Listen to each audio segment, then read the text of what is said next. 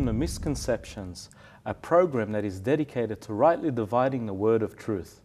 I'm your host, Ramil Hussain, and today we have with us Dr. Mark Harwood from CMI, Creation Ministries International. He'll be speaking to us today about science and the Bible. Welcome to the show, Doctor. Thank you. It's a great privilege to be here, Rommel. It's always a pleasure to have you come here and share some of your insights with us. What I would like to talk about today is specifically, often when we discuss the formation of rocks, we generally talk about millions of years, thousands and millions of years. Are there any evidences which point to the rapid process of the formation of rocks? Well, there actually are, and there are a number of really good examples I can give you. For instance, in this picture, there's a rock here that was found on a beach, and it just looks like an ordinary rock. And then the people picked it up and turned it over, and to their amazement, inside was this toy car. So obviously that rock is not millions of years old, because that toy car hasn't been around that long. But there have been some more spectacular examples, I guess, of rapid rock formation, which has actually been observed.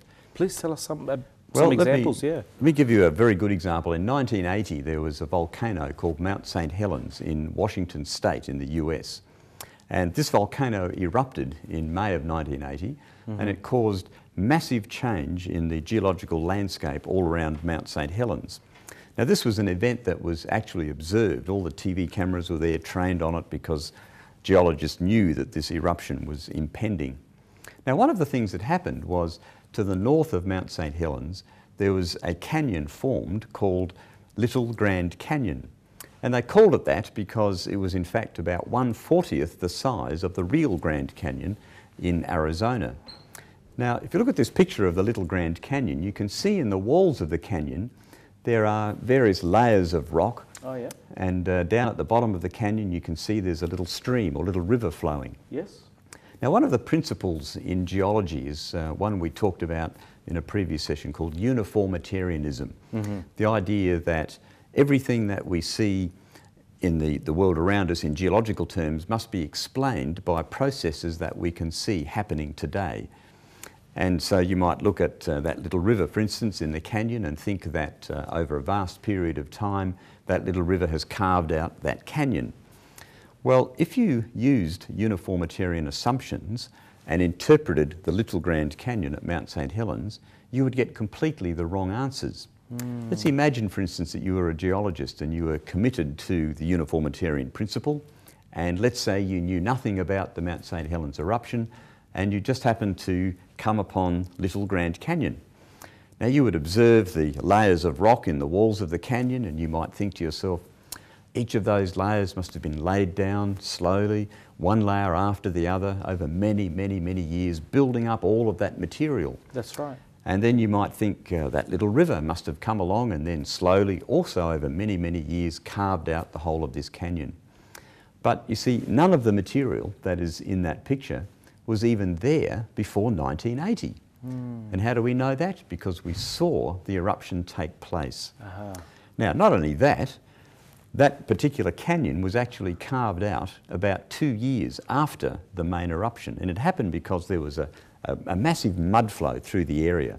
Wow. And it carved that canyon out, wait for this, in just one afternoon. One afternoon? One afternoon is all it took for that canyon to be carved. Wow. And then you think, well, why is the little river at the bottom of the canyon? Well, that happens to be the lowest point. That's where the water gathers. Okay, yes. So what came first was the canyon, and then the river, not the other way around. So uniformitarian assumptions would actually give you exactly the wrong conclusions if you were trying to interpret the Little Grand Canyon at Mount St. Helens. That makes sense. Okay, what about other things such as radiometric dating, such as specifically carbon-14? Doesn't that show millions of years? Well, it's interesting you ask that, because lots of people say that, the carbon-14 dates are millions of years old. It's interesting, carbon-14 dates can never be millions of years old. If someone says that to you, it means they really don't understand the processes. How's that? Isn't it a proven science? Well, it's the rate of decay of carbon-14 is actually very rapid. It takes about 5,700 years for the initial quantity of carbon-14 to reach 1/2 of where it started. Now, that is a very rapid process in terms of radiometric dating. So the oldest that you will ever get anything that's carbon-14 dated will be in the order of 50, perhaps 100,000 years at the outside. You'll never get to millions of years. The millions of years come from other radioactive decay processes, like for instance potassium argon or uranium lead or so on. There's a list of them, and some of those have half-lives that extend into 1 billion years and more. And they are the ones that are used to interpret the age of the rocks as being millions and millions of years old. But let me explain a little bit about radiometric dating, because it actually involves a lot of assumptions. And it's a bit like an hourglass. You see, you can imagine an hourglass with the sand in the top falling through to the bottom section of the container. And that sort of happens, and if you could measure how much sand was in the top and how much in the bottom, you could work out how much elapsed time there had been. That's right. So if you think of it, radioactive dating is like this. You start off with a radioactively unstable parent element, and it decays at a certain rate to form what's called the daughter element. Now, if you can measure the ratio of the parent element to the daughter element in a rock, then you could calculate the age of the rock. But you have to make some assumptions. And let me give you an illustration of this. Let's say, for instance, that you had just chanced upon a bucket partly filled with water, and it's underneath a dripping tap. Okay. Now, if you knew how much water was in the bucket and how fast the tap was dripping, you could work out how long the bucket had been under the tap, right? That's pretty simple, yeah. Yeah. But you have to make some assumptions. Now remember, you didn't see the bucket placed under the tap. You're doing your science in the present, like all science is done. So how would you know for sure, for instance, that, well, how do you know the bucket was even empty when it went under the tap? I don't. You see, you have no idea, do you? Unless I was there. Unless you were there to see it, exactly right. And somebody might have turned the tap on hard and then turned it off carelessly and just left it dripping, then walked away just seconds before you came around the corner and saw the bucket under the tap. You would get completely the wrong answer. That's right. Yeah. So you can calculate how long the bucket's been under the tap, but only if you make assumptions. And that's exactly the same, in fact, with radiometric dating. So the scientist has to make assumptions about how much parent element was there, how much daughter element was there. You have to assume that the process was undisturbed for the whole period of time. And the trouble is, you can get any age you like depending on the assumptions you make. But it's even worse than that, because you can't test your assumptions, because to do that would involve you in going back in the past, which we can't do, can we? All our science is done in the present. That's right. So Mark, tell me, are there any ways of checking our dating methods? Well, actually there are. If we could get hold of a rock of known age, we could test these dating methods to see if they really work. And you might wonder, how do you get a rock of known age? Well, one of the best ways is to take a rock from a volcano where the lava has solidified and become basaltic rock. Now, there's a clock which is called the potassium argon clock, and it starts when the lava solidifies and becomes basalt. See, argon is an inert gas and it bubbles out of the molten lava. But when it solidifies, the crystalline structure of the basalt traps the argon. And so as potassium decays radioactively into argon, then we should be able to measure the ratio of parent to daughter element. So here are some examples up on the screen of some results. Now, we took a rock from Mount St. Helens, which I just mentioned earlier, that erupted in 1980, and rock from the lava dome was dated anywhere between 350,000 and 2.8 million years. That's the big span. It's a big span. But the rocks at the time were less than 20 years old. You're kidding. I thought this was supposed to be an accurate science. Well, this just reveals the assumptions that have to be made. Here's another one from Kilauea in Hawaii, an eruption less than 200 years ago, and the rocks were dated anywhere from 0 to 22 million years old using potassium argon.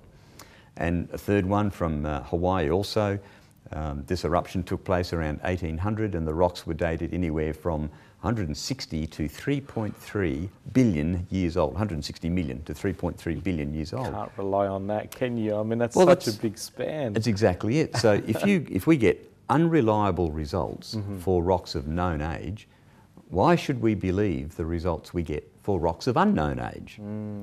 And let me share this example with you. Here's a picture of a piece of Hawkesbury sandstone, and hopefully you can see that embedded in that piece of sandstone there is a piece of wood. This was found in a quarry not far from Sydney.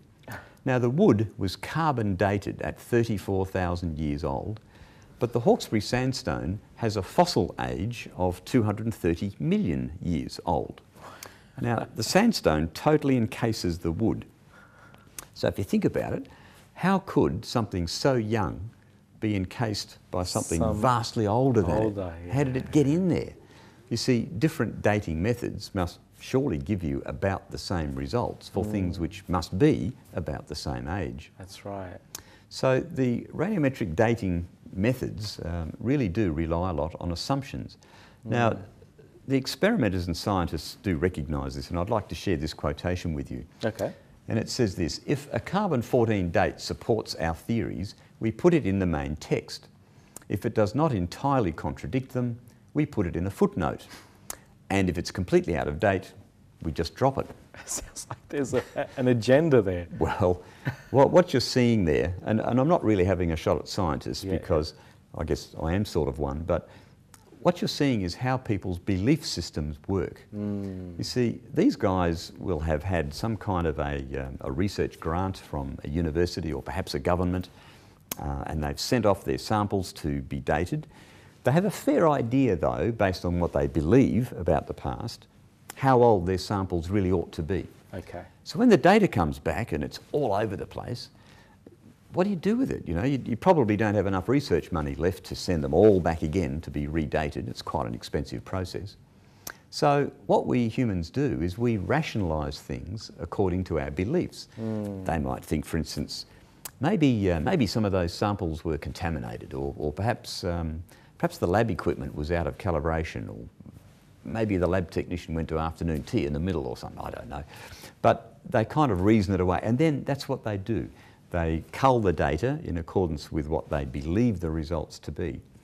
But we're all the same, and that's why it's so important that we base what we believe on something which is trustworthy. And I, of course, would say to you that the only trustworthy source of history is from God's Word. Yes, that's right. I mean, we can't do that. You can't simply take a mechanism and then take the information from the data from it and then just cull that, the same word that you used, things that you like, you simply put in your statements, your research, because it favours your opinion. That's not true science. That's not being honest to science. So, I mean, we're looking at things here which really are not very accurate. But let me ask you this question. Are there any ways in which we are able to really determine the age of the Earth? Well, actually, the quick answer to your question is no, because, you see, age is not a measurable quantity. You know, if I find a sample of something, I can examine its physical properties, I can look at its chemical properties, but I can't measure its age. Age can only be calculated, and to do so, you need to know a starting point and then an end point, or the current time. So, for instance, you know how old you are because you have a birth certificate. But I couldn't, by doing experiments on your body, determine your age exactly. I might be able to estimate it, but I certainly couldn't get it accurately. Yes. And so what we can do, though, is we can look at certain rates that we can observe in the world around us, and we can see if those rates are consistent with the evolutionary story of the millions and millions of years of Earth history, or if they are consistent with the Bible's history, which entails only thousands of years. And let me give you some examples. First one I'd like to share with you is about the atmosphere, the air we breathe. And it consists of a number of different gases, one of which is helium. Helium's that gas that people put in party balloons, you know, and if you get a mouthful of it, it makes your voice sound funny. You ever done that? Yeah, I did, certainly. No, I've never tried. That's good fun. Never been game. But helium is actually continually being generated in the Earth's crust. through radioactive decay processes. It's a byproduct. And if you just watch this little animation here for a minute, you can see that, in fact, it's constantly being added into the Earth's atmosphere. Now, some of the helium actually manages to escape, but there's a net rate at which helium is accumulating in our atmosphere. So here we have a rate, a clock, if you like, Yes. a process of accumulation. We can measure that, and we can also measure how much helium is in the atmosphere today. So that would permit us to calculate an upper limit on the age of the atmosphere. And do you know, when we do that, it turns out that all the helium in the atmosphere would have accumulated in no more than 2 million years. Wow. Now, 2 million years is, I mean, that's a disaster for the evolutionary story. Right. Because the evolutionary story is that the Earth started to form about 3.8 billion years ago. Needs many millions of years, yeah. For all these supposed evolutionary processes to take place, that's right. 2 million years is Insufficient. is absolutely insufficient. Yes. However, you might say, but wait a minute, that's much longer than what the Bible implies of True. its thousands of years. But you see, we don't know how much helium God had in the atmosphere right at the beginning. So it actually is not inconsistent with the biblical account of history at all. Okay. Let me share you some other ones. Diamonds are a fascinating example. Ladies get very interested in diamonds, of course, and they're called a girl's best friend. That's right, I want to know what I'm paying for. That's Yeah, right, that's yes. right. Well, diamonds are fascinating. They are the hardest naturally occurring form of carbon that we find. And there is a radioactively unstable form of carbon, carbon-14, that you mentioned earlier. And carbon-14, as I described before, decays with a half-life of about 5,700 years. Now, let me put that in perspective for you. If you had a chunk of carbon-14 the size of planet Earth, it would all decay away completely within 1 million years. Right? So just hold that thought. Okay. Now, diamonds are supposed to be about 1,000 to 3,000 million years old, or 1 to 3 billion years old, if you like. They're formed in the mantle of the Earth. They come up through volcanic eruptions and intrusions into the crust of the Earth, and they're mined from diamond pipes. Now, if a diamond really is 1,000 million years old, it could not possibly have any carbon-14 inside it. That's right. Now, because diamond is so hard, you can't get impurities from the outside into the diamond or from in the diamond out again. So naturally, nobody had ever bothered to measure a diamond to see how much carbon-14 there might be in it, because they believed there could not possibly have been any. It would all have gone. Well, a group of creationists in the US sent some samples of diamonds, a number of them, to different radiometric dating laboratories, and asked them to measure for the presence of carbon-14. What did they come up with? Every single diamond had significant quantities of carbon-14, not just background levels, but significant amounts. Wow. Which it flies completely in the face of the belief system about the age of the diamond. And in fact, it dates those diamonds as being only a matter of thousands of years old. And in fact, carbon-14 is a real friend of creationists. We had an article in our creation magazine recently. We called it Diamonds, a Creationist's Best Friend. But it turns up in embarrassing places embarrassing for evolutionists, like in coal. And coal is supposed to be 30 to several hundred million years old, typically. Once again, couldn't possibly be any carbon-14 present. Every single time, carbon-14 is found inside of coal, all the samples that have been tested. So, and look, there are lots of different ways you can measure the age of the Earth. Another one people use is looking at how much salt there is in the ocean. We know the rivers around the world are dumping sediments and what have you into the ocean continually. A lot of these are in the form of soluble salts. There's a certain rate at which it's accumulating.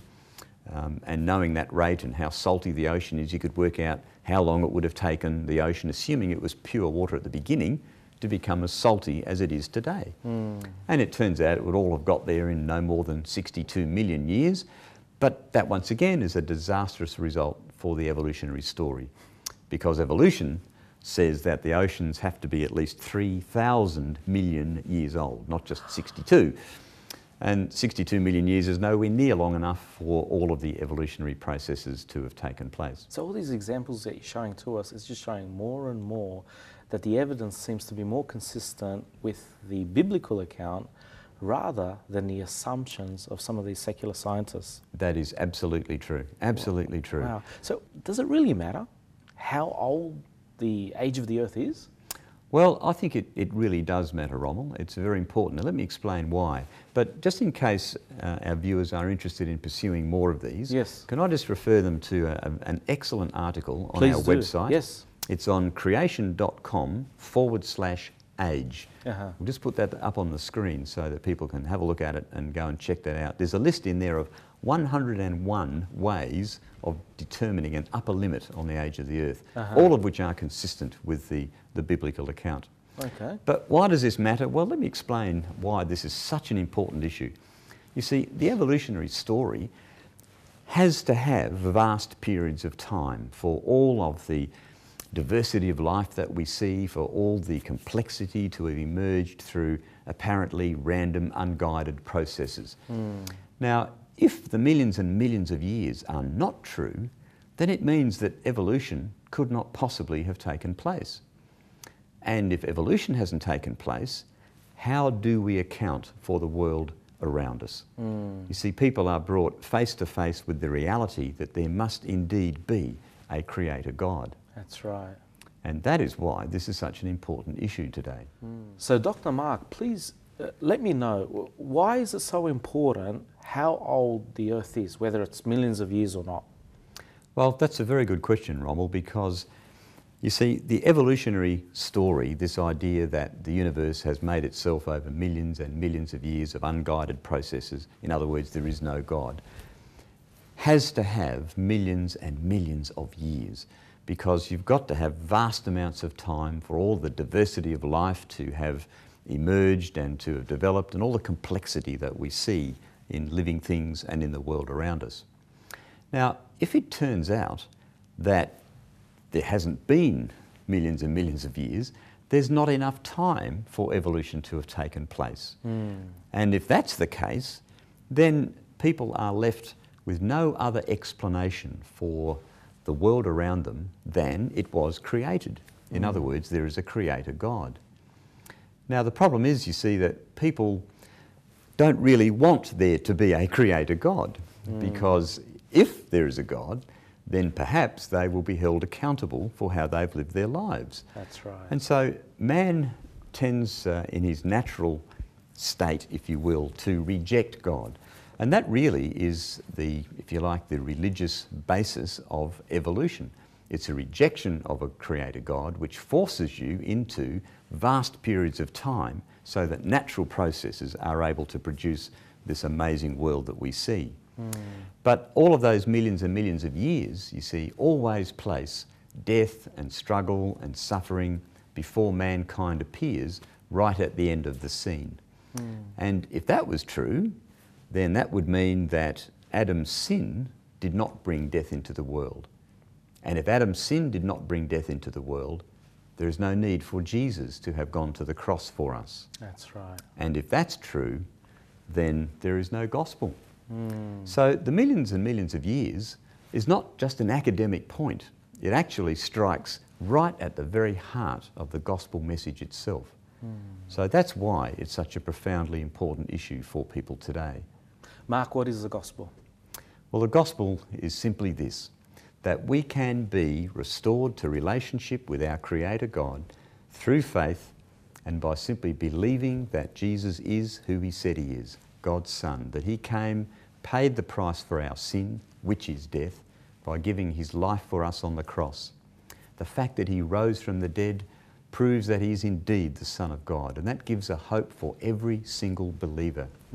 Now, it's not a question, Rommel, of what we have done or might do in the future. It's not about doing, it's about believing. See, this is a step of faith.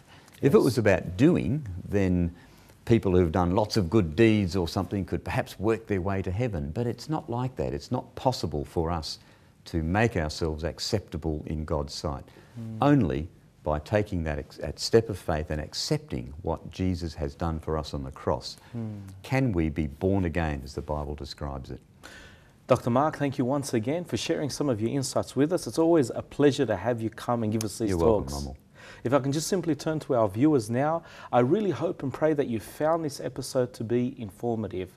As we mentioned before, please look on the screen, check out the website, have a look at CMI, Creation Ministries International, and have a look at some of these articles that we made reference to. From this, take away and really ask yourself, is the Bible the truth? We're showing evidences here, convincing arguments that it is the truth. Don't forget to stay in tune for the very next episode. Goodbye. Thank you.